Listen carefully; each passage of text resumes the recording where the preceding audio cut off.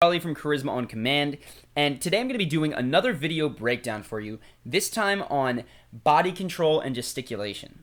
And for this, I have picked who I personally think is the best person that I've ever seen at using their body to communicate. And that person is Tony Robbins. So in this video, you're going to see he's seated, so he doesn't even have a full range of walking back and forth to control a space or a stage. But I want you to notice how he uses his body to communicate charismatically the things that he wants to get across. First thing that you'll notice, and I think this is potentially the most important thing when you think about using your body, is that the energy that you feel and the way that you use your body are totally linked, right? So it's very, very hard to sit still with your hands glued to your side and be excited yourself and make other people feel excited. Versus if you have your arms moving about freely and you're walking and you're controlling a space, you're likely to feel an increase in energy personally, and you're going to be able to transmit that to the people around you much better. So watch, one, how high energy Tony is and how that is completely reflected and mirrored in the way that he uses his body.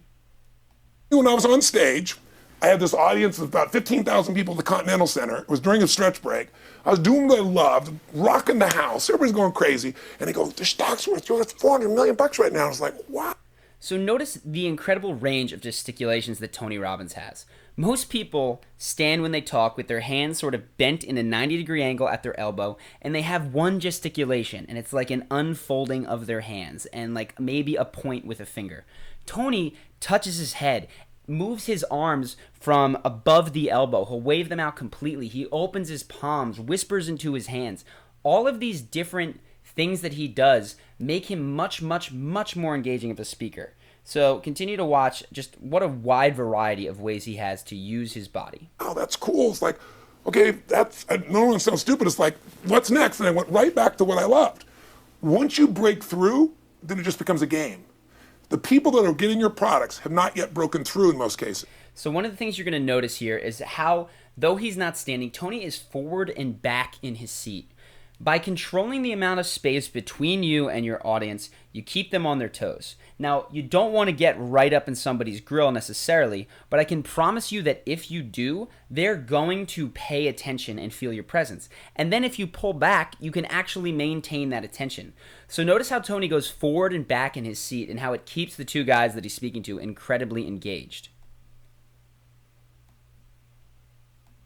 The breakthrough happens by conditioning your mind every day, by feeding it a role model or story. It's putting yourself in a peak state where you follow through by getting physically strong.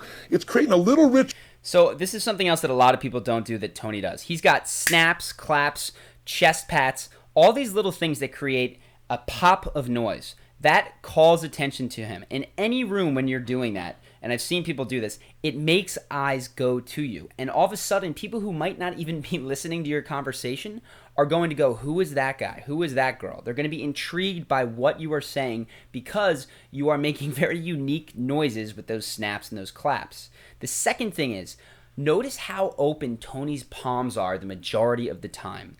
He keeps these palms open. The guy is about 6'7", so he's an intimidating figure.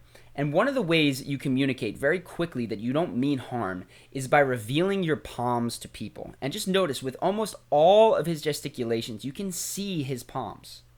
Of doing a little bit each day, and then you get momentum. But the most important thing of all is what we start out with. Why? Absolutely. Why is it a must for you?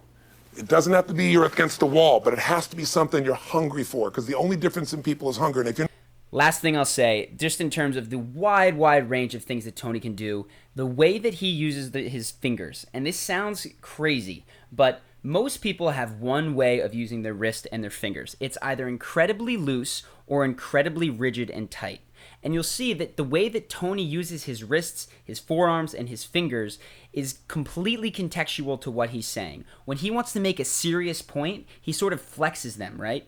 And when he is talking about being light and fluffy and not believing something, he's got this looseness there. You don't want to just stick with one or the other. Typically speaking, the flexness is going to communicate seriousness, it's going to communicate pay attention, but it can run flat if that's all you have. That looseness communicates whimsy, it communicates that something is not serious, but it can be seen as very soft if that's all that you have. Having a range of them that match the things that you're saying is where you become an incredibly, incredibly dynamic and charismatic speaker. So just watch a little bit more. Not hungry? Get around people that are hungry and something will hit you. You watch a conversation, you get around people that are doing better, and all of a sudden you start going, my life sucks. I remember I went to a guy in LA. He's one of the most multi-billionaire guy, I'll never forget. And I lived in the Del Mar Castle, and I was really proud. That was like the symbol of me having taken myself from being poor to providing for my family this great place. It's built from castles in Europe overlooking the ocean, not far from you. So you can see there he waves his hand around loose and then tight from when he's making that shape from his brain to the sky. So if you found this interesting and you want more videos like this, more content like this, you can actually get some. So feel free to sign up for that, or just enjoy the other videos that I'll have here on eye contact and tonality and all that sort of stuff. So hope you've enjoyed this, and keep your eye out for more good stuff.